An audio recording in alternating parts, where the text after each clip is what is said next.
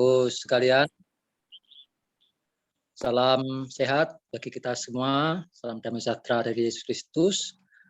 Baik, sebelum kita akan berdoa, mari kita sebentar mendengarkan firman Tuhan yang akan meneguhkan iman kita sekalian. Kita lihat firman Tuhan dalam 1 Yohanes pasal yang ke-5. Mulai yang pertama sampai yang ke-5. Demikian firman Tuhan, judulnya Iman Mengalahkan Dunia. Yang pertama, setiap orang yang percaya bahwa Yesus adalah Kristus, lahir dari Allah. Dan setiap orang yang mengasihi Dia yang melahirkan, mengasihi juga Dia yang lahir daripadanya. Inilah tandanya bahwa kita mengasihi anak-anak Allah, yaitu apabila kita mengasihi Allah serta melakukan perintah-perintahnya. Kita kasih kepada Allah, yaitu bahwa kita menuruti perintah-perintahnya. Perintah-perintahnya itu tidak berat. Sebab semua yang lahir dari Allah mengalahkan dunia. Dan inilah kemenangan yang mengalahkan dunia, iman kita. Siapakah yang mengalahkan dunia selain daripada dia yang percaya bahwa Yesus adalah anak Allah. Bapak Ibu saudaraku sekalian, tidak bisa dipungkiri bahwa saat ini dunia sedang mengalami satu bahaya besar ya, terkait memang yang masih menjadi problem dunia hari ini adalah masalah pandemi yang sangat berpengaruh kepada semua aspek kehidupan umat manusia. Ya, tidak hanya sekedar kepada pembatasan ruang gerak kita, tetapi juga berpengaruh kepada jangkauan kita ke depan akan apa yang akan terjadi di masa depan. Kadang kita menjadi orang pada takut tentang apa yang akan terjadi dalam kehidupan mereka, karena semua tidak pasti, semua dalam kebingungan. Nah, di situasi seperti ini, ternyata tidak juga lepas daripada umat Tuhan. Kita semua mengalami rasa ini juga. Kita mengalami masalah ini. Kita juga terdampak sebagai umat Allah. Ya, kita mengalami juga permasalahan-permasalahan yang sama yang dialami oleh semua orang. Dan mungkin juga rasa takut, khawatir, bimbang, bahkan mungkin hopeless atau tak punya harapan itu juga merasuk dalam kehidupan gereja Tuhan. Dalam kehidupan orang percaya yang sebetulnya kita punya iman, kita punya janji Tuhan yang luar biasa, yang dikatakan bahwa Allah menyertai kita senantiasa sampai kepada kesudahannya. Bahkan selamanya Tuhan akan memimpin kita. Di dalam situasi apapun, situ katakan Tuhan itu sebagai gembala kita. Dia akan mengembalakan kita, di lembaga kelaman juga kita akan menemukan Dia. Tuhan berikan janji yang luar biasa. Tetapi tidak dipungkiri juga apa yang dirasakan dunia ini kebanyakan juga dialami oleh orang percaya. Rasa takut, bimbang itu kemudian merasuki dalam kehidupan kita. Nah, puji Tuhan, pagi hari ini kita punya firman yang meneguhkan kita semua. Dalam perjuangan hidup kita, dalam pergumulan hidup kita hari-hari ini, ya, firman Tuhan dengan jelas mengatakan demikian di ayat yang ke-4, saudaraku. Sebab semua yang lahir dari Allah mengalahkan dunia ini. Ya.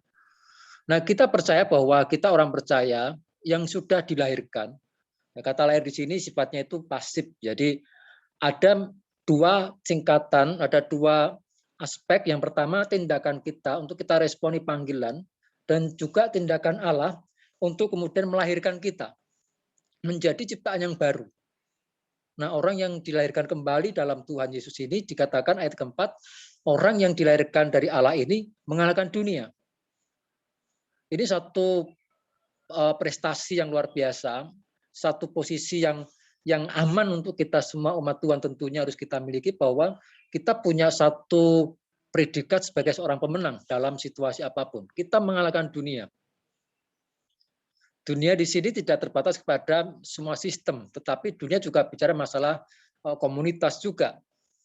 Artinya Bapak Ibu, sebagai umat Allah, kita punya satu otoritas, kita punya satu posisi yang lebih baik daripada orang dunia ini sebenarnya. Kita adalah orang-orang yang mengalahkan dunia ini. Nah, lebih dalam lagi bahwa bukan secara pribadi kita sendiri yang mengalahkan dengan kekuatan kita. Karena kita tahu bahwa kita manusia yang terbatas. Kita masih manusia, masih rentan dengan berbagai macam masalah.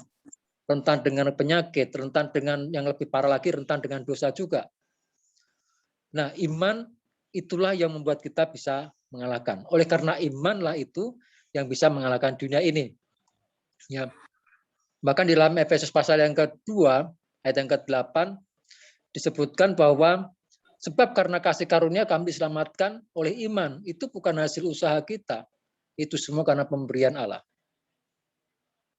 Nah, kita ini dilingkari oleh satu kuasa yang maha dahsyat, satu kuasa yang menyanggupkan kita bisa mendominasi, bisa menguasai situasi sebetulnya.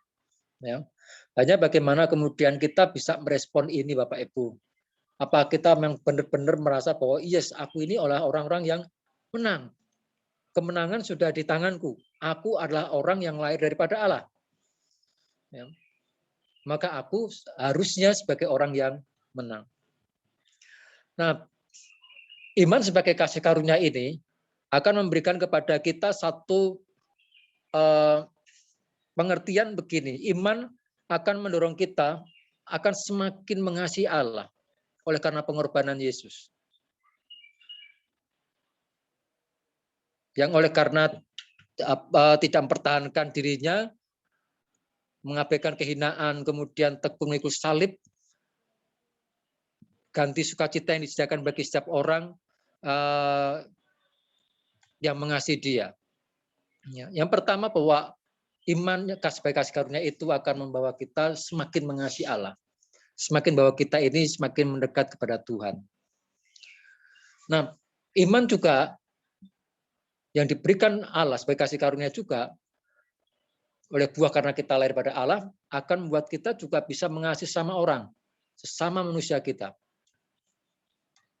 Tentu ini menjadi satu misi kita bahwa gereja Tuhan tidak hanya sekedar menang untuk dirinya sendiri, tetapi kita semua juga oleh karena kemenangan itu kita layak dan harus untuk bisa memberikan tanda bahwa kita lah anak Allah. Dikatakan di situ bahwa setiap orang yang yang lahir pada Allah dia mengasihi, ya, mengasihi anak-anak Allah, mengasihi semua orang. Dia punya kasih yang luar biasa.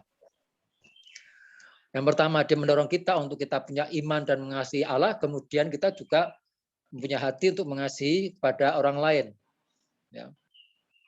Dan yang berikutnya adalah ketika kita ini punya iman tadi Bapak Ibu yang bisa mengalahkan dunia ini, maka kita bisa mengalahkan juga tentu kepada satu pribadi yang terus mendorong hidup kita, yang terus untuk mengalahkan kita, yaitu iblis sendiri. Ya. Bahkan Rasul Paulus berkata, ketika aku tidak melakukan sesuatu yang baik, maka yang buruk itu yang aku lakukan. Nah, di kali ini Bapak Ibu, bahwa predikat sebagai pemenang akan berikan kita satu jaminan bahwa sekalipun hari ini keadaan sangat berat, keadaan sangat tidak berpihak pada kita, tetapi kita punya Allah yang sudah memberikan kemenangan pada kita. Ya, iman kitalah yang buat kita bisa menang. Itu teruslah berjalan, teruslah melangkah, saudaraku, jangan menyerah. Ya, ada harapan di masa depan kita. Ada pertolongan Tuhan yang selalu menyertai kita senantiasa. Kita semua adalah orang-orang pemenang. Amin. Tuhan berkati kita sekalian. Mari kita berdoa.